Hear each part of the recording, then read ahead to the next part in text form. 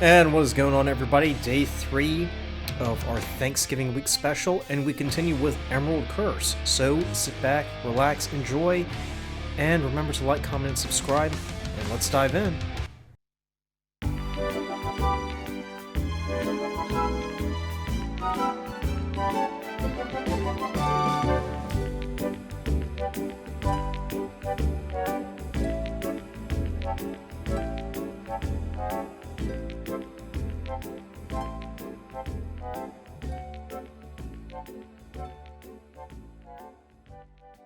Back in the past, we see Dorothy struggling as she's strapped to the table. Please, please, let me go! I don't want to be here! A figure walks over and peers at her. Her blood runs cold in her veins as the figure strokes her hair. Shh. No more tears now. You are about to become the salvation of this land.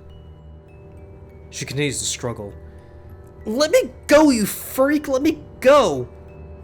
She goes limp as an attendant hands the figure a vial with a chip. Grokon, the winged gorilla, lumbers over. Are you sure we want to do this, sir? The figure looks up. What was that? We have no way of knowing this will actually work. If the rumors are true, even a Falba may not be able to withstand. The wizard, that pathetic old doddering fool, refuses to accept our counsel. He doesn't even know what lies beneath the bowels of the citadel of his. And there have been signs lately that indicate the serpent's potential return. He looks at Dorothy. We must all make sacrifices, even our own friends, for the greater good. After all, she understands what is at stake, even if the girl doesn't know it yet. Grokon nods. In the present, the witch is sitting on the throne when she hears a voice. So, is this what's become of your grand scheme? The witch sees Dorothy standing before her. I told you things have gotten complicated. Really? And all the while my body is deteriorating. The witch walks past her and winces. This body doesn't want you. You don't belong. You need to leave. Enough. You've lived long enough here, child, so I won't go over it again. I give you that respect and courtesy. Everything I've done. The Tin Men, the reconstruction of the castle, the new army. All this was for Oz. She steps back. All this is for Oz. And do you think that's sufficient to stop them if they return? When? It's a matter of when. She looks out the window. Glinda, before she died, was driven mad and told me that the Bushwackers had the key to containing and possibly destroying them. But she took any further clues with her to the grave. I sent a patrol out to the ancient mound, but they have yet to find anything. She turns around. We are so close. Dorothy narrows her eyes. Really? And when will it end? Suddenly there is a loud rumble and the witch turns around to see Dorothy has vanished. She turns and summons a flying monkey. What is that? I don't know, Majesty. An earthquake? She walks over to the balcony and squints at the emerald glow in the distance. The serpent? Is it... Could... Before she can complete her thoughts, the doors burst open and the 10 men, led by Lee and Luka, charge in. The flying monkeys fly in to intercept them. Alright, Suchek, go! Let's see if you can get through to her. Lee nods and charges towards the witch. She raises her wand and fires an energy beam which he deflects with his axe. He raises his axe but hesitates. No. Dorothy, can you hear me? The witch stares at him. My name is Lee Suchek, and I was brought into Oz by a tornado. Maybe it was to save you from the witch. You really are scraping the bottom of the barrel if you believe that hokum. Maybe. But I still think deep down, Dorothy is there, struggling to break free. The witch's eyes change color and your small voice. Please. Please, can you help me? I don't want this. Let me help you. He reaches out his hand, and for a brief moment we see Dorothy crouched on the ground. She extends her hand to touch his. Meanwhile, the battle shifts to the field below. The flying monkeys dive bomb the Tin Men, who hurl their axes. They hit their targets, but a few dodge them and crash into the Tin Men. One of the monkeys lands on top of Luka and snarls. You will make a great feast for our brethren tonight.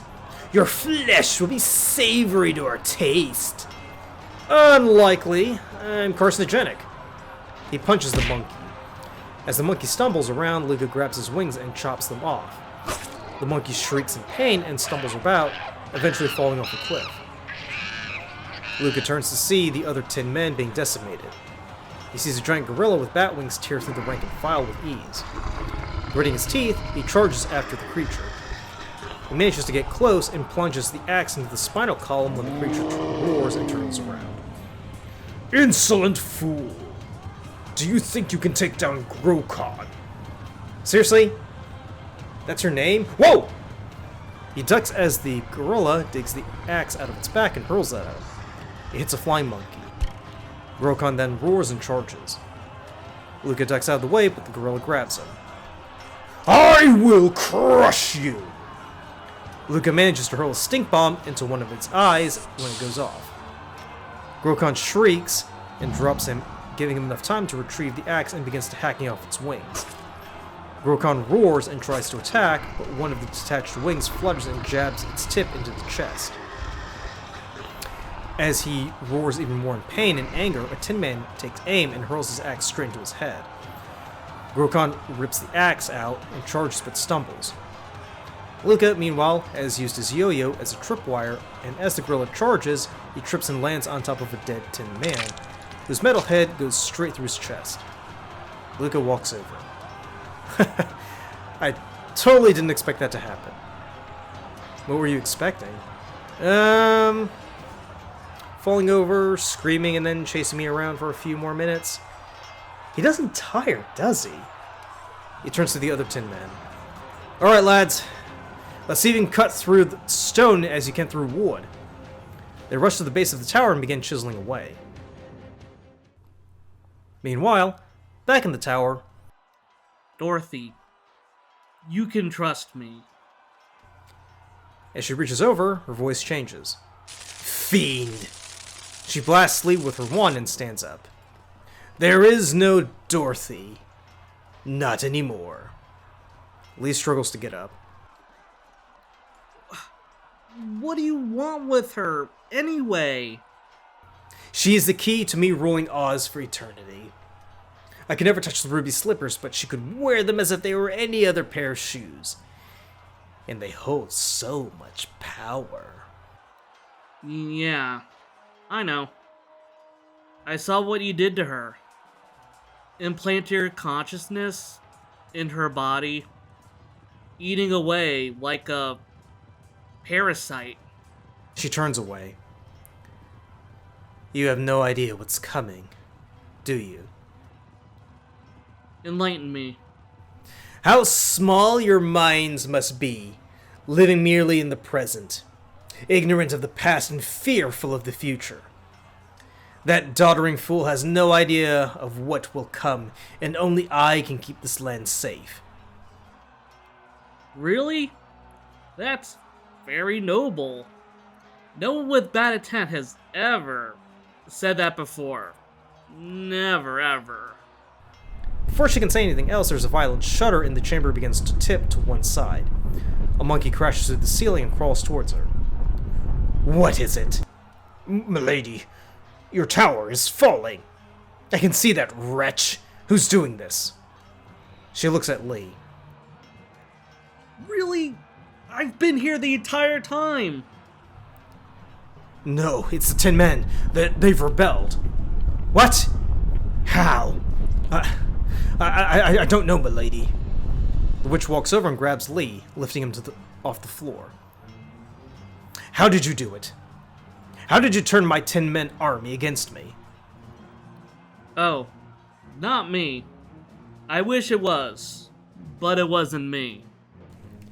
Then who?